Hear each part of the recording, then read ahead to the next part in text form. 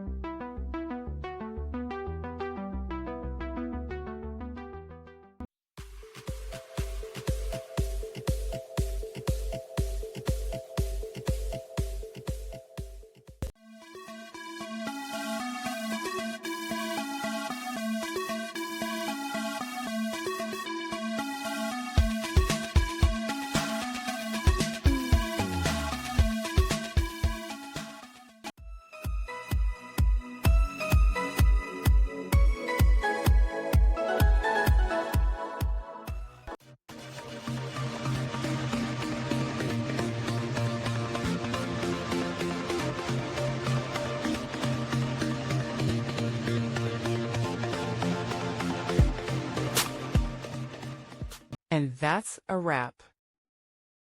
I hope you found the answer you were looking for.